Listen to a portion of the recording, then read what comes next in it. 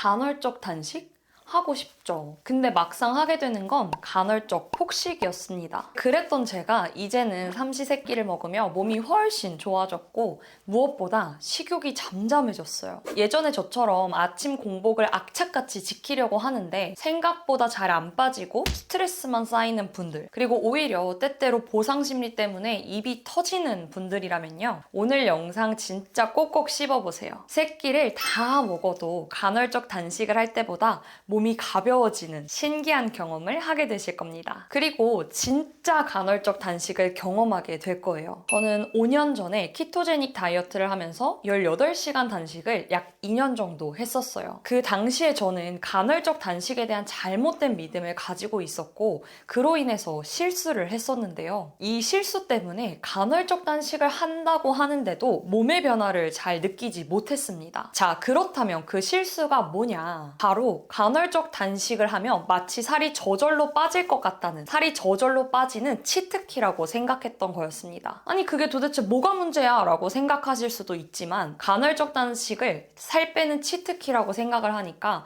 점점 이 방법이 모든 걸 해결해 줄 거라고 착각을 하게 된 거죠. 그러다 보니까 밥을 먹는 시간에 대한 강박이 점점 심해졌고 어느 순간부터는 단식을 하는 것 그 자체가 목적이 되어버려서 주객이 전도됐던 거죠. 마치 18시간을 지키기만 하면 왠지 지방이 더 활활 탈 것만 같은 그런 느낌? 그래서 예전에 이런 일도 있었어요. 이제 식당에서 모두가 다 같이 밥을 먹으려고 하고 있는데 공복 시간이 17시간 55분이었다?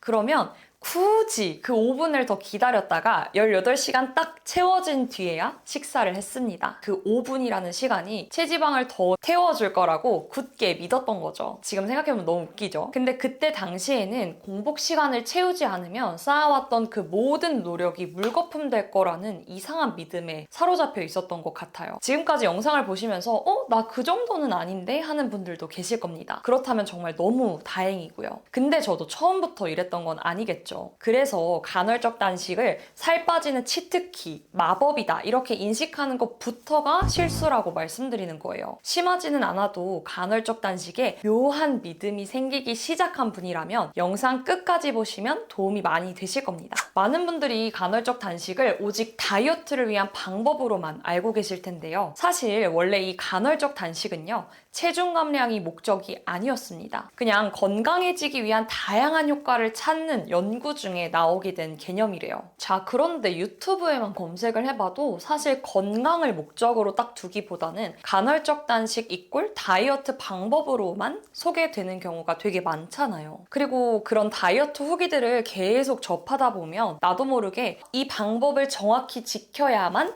성공할 수 있다라는 강박이 생기기 쉽죠. 간헐적 단식 시간을 정확하게 지켜야만 살이 빠진다. 이 시간보다 빨리 먹거나 아침을 먹으면 살찐다. 아침은 괜히 칼로리를 더 추가로 섭취할 뿐이다. 그러다 보니까 간헐적 단식을 단순히 살 빼는 도구로만 인식하게 되는 거죠. 물론 간헐적 단식이 건강도 챙기고 체지방도 줄이는 데 도움이 되지만요. 이 방법으로 모든 게 해결되지는 않는다는 겁니다. 그저 다이어트 도구로만 생각을 하고 무리하게 간헐적 단식을 실천하려고 할 때 오히려 몸과 마음에 좋지 않은 영향을 미친다는 거 꼭 아셔야 합니다. 아마도 처음의 목표에는 건강을 챙기고 그로 인해서 자연스럽게 체중이 줄어드는 거였을 거예요. 근데 어느 순간 간헐적 단식 그 자체가 목표가 되어버립니다. 내가 몇 시간이나 공복을 유지했는지에만 집중을 하게 되고 아까 말씀드린 것처럼 식사 시간이나 식사의 질은 뒷전이 되어버려요. 그리고 또 내가 이렇게까지 공복 시간을 지켰는데 이제는 좀 먹어도 되지 않겠어? 이러면서 폭식을 합리화하게 됩니다. 그런데 여러분, 우리가 이렇게 반응을 하게 되는 건 뇌과학적으로 당연하다고 해요. 그러니까 내 탓이 아니라 뇌 탓인 거죠. 왜냐하면 우리 뇌는 보상 시스템을 가지고 있어서 기분 좋은 일을 하면 그에 대한 보상을 주려고 합니다. 예를 들어서 맛있는 음식을 먹으면 기분이 좋아지면서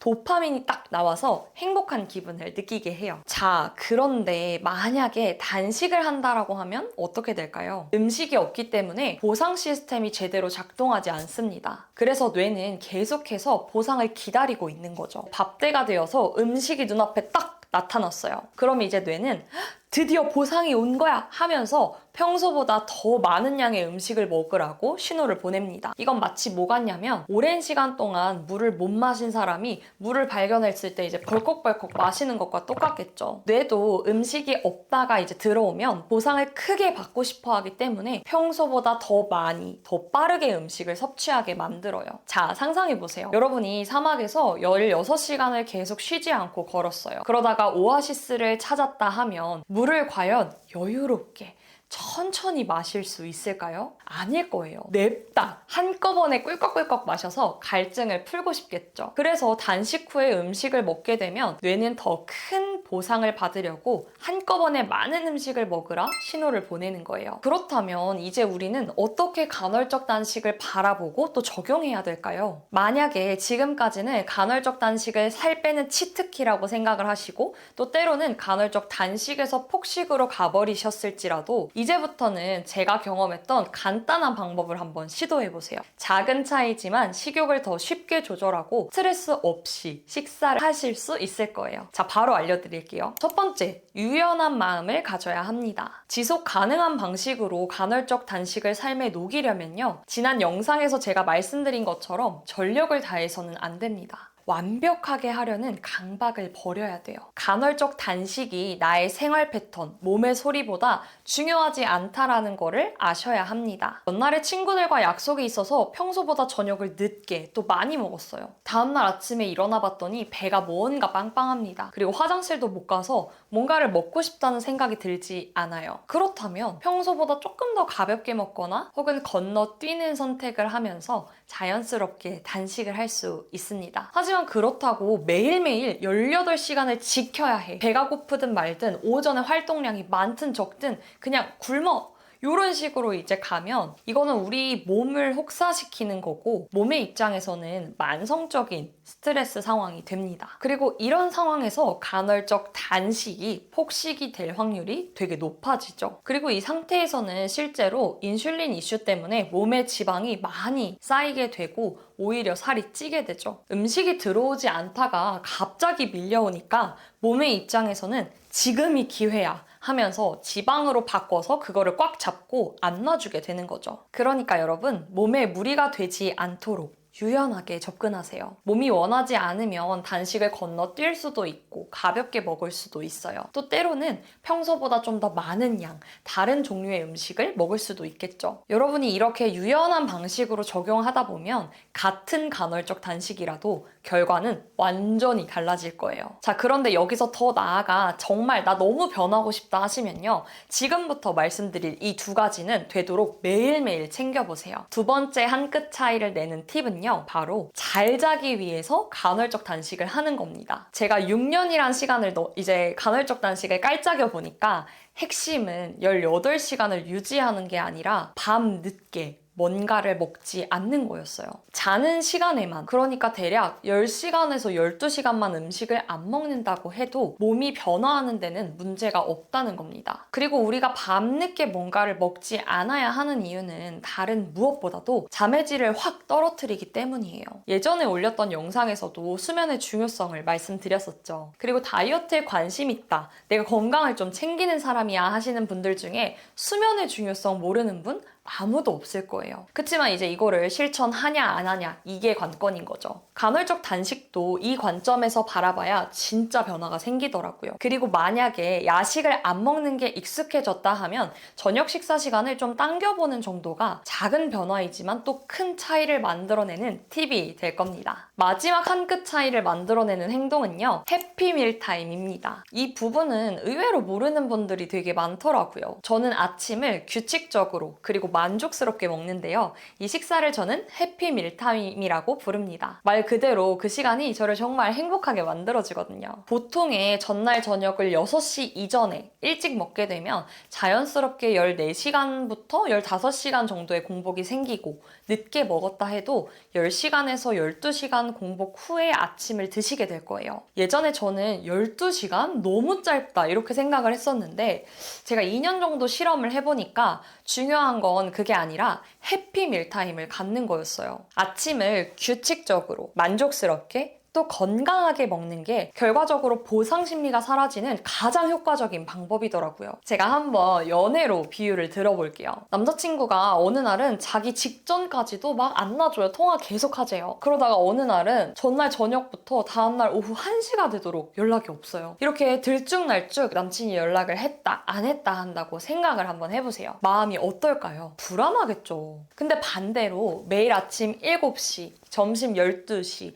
오후 5시 이렇게 규칙적으로 카톡을 주고받는다고 생각해 볼게요. 그럼 어떨까요? 이미 오후 4시 50분부터 알 거 아니에요. 아, 오빠 이제 곧 있으면 카톡을 하겠구나. 그럼 여러분 마음이 어떨 것 같으세요? 어느 정도는 예측이 되니까 연락을 할까 안 할까 이런 불안함은 없겠죠. 마찬가지인 것 같아요. 규칙적으로 하는 식사가 우리 몸에는 생리적으로도 이제 혈당 조절을 하는데도 도움이 되지만 심리적으로도 크게 작용하더라고요. 그리고 또 저녁 먹고 후식, 야식을 먹고 싶다가도 근데 솔직히 지금은 좀 배가 많이 부르고 정 먹고 싶으면 내일 아침에 먹지 뭐 하고 넘기게 돼요. 이 덕분에 잘 자게 되고 선순환이 일어나게 되는 거죠. 그리고 이 선순환은 아침 식사를 본인 취향에 맞게 그리고 만족스럽게 하는 것에서부터 시작됩니다.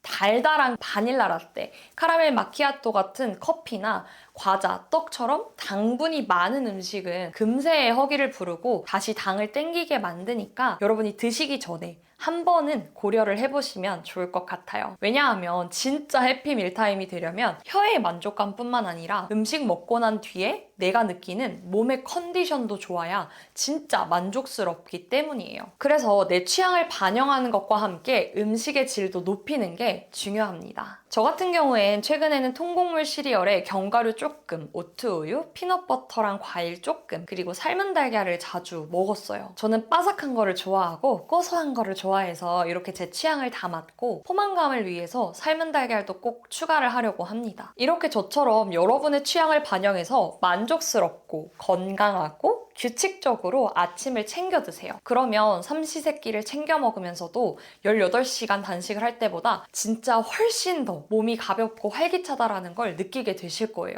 그리고 아침마다 해피밀 덕에 기분 좋게 시작하게 되고요. 자, 오늘 내용 총정리하고 마무리할게요. 첫째, 간헐적 단식은 무조건 시간을 채우는 게 아니라 내 생활에 맞게 유연하게 조정되어야 된다. 18시간, 11시간. 이건 중요한 게 아니라고 말씀드렸습니다. 간헐적 단식이 삶의 원칙이 되어버릴 때 오히려 뇌의 보상 시스템을 잘못 건드려서 폭식으로 이어지기 쉽다고 했죠. 그러니까 이 악물면서 견뎌야 돼 라고 생각하지 말자. 그 시간보다 내 몸의 상태, 삶의 컨디션이 훨씬 더 중요하다. 그러니까 견뎌야 한다라는 그 강박을 버리시고 내 몸의 신호를 한번 집중해보세요. 둘째, 간헐적 단식은 잠을 잘 자기 위함으로 관점을 바꿔보자. 왜 야식을 먹지 말아야 되죠? 왜 저녁을 조금 더 일찍 먹어보려고 시도를 해야 될까요? 단식 시간을 길게 늘리려고? 아니라고 말씀드렸습니다. 숙면을 하기 위해서죠. 잠을 잘 자는 거는 몸이 회복을 하고 불필요한 노폐물을 이제 버리는 시간이니까 몸이 온전히 청소에 집중할 수 있도록 저녁을 일찍 먹고 몸을 비워주는 겁니다. 마지막으로 아침은 규칙적으로 그리고 내 취향에 맞게 입에도 만족스럽고 몸에도 만족스러운 메뉴로 먹자. 이걸 잘 활용하신다면 그러니까 이 해피 밀타임이 여러분의 하루를 기분 좋게 만들어줄 거예요. 심지어는 해피 밀타임이 기대돼서 설레는 마음으로 눈뜨게 되실 겁니다. 제가 그랬거든요. 그리고 이런 규칙적인 식사는 혈당이 날뛰지 않게 돕고 심리적으로도 안정감을 준다고 연애를 비유해서 말씀드렸습니다. 여러분, 결국 중요한 건 절제와 균형이에요. 삼시세끼를 다 챙겨 먹되 내 몸과 삶을 위해서 야식은 자제하고 아침은 건강하게 먹는 거. 그리고 내 몸의 신호를 존중하며 유연하게 접근하다 보면요. 간헐적 단식 시간을 내가 강박적으로 채울 때보다 훨씬 행복하고 건강한 변화를 느낄 수 있을 겁니다. 이게 정말 한 끗 차이지만 분명히 식욕이 자연스럽게 조절되는 경험을 하게 되실 거예요. 그러니까 오늘 3가지 팁을 꼭 기억하시고 적용해보세요. 해보시면 어려운 점은 댓글로 좀 남겨주시고요. 오늘 영상은 여기까지입니다. 영상 도움되셨기를 바라며 구독과 좋아요 그리고 알림 설정까지 부탁드립니다. 오늘도 시청해주셔서 감사합니다.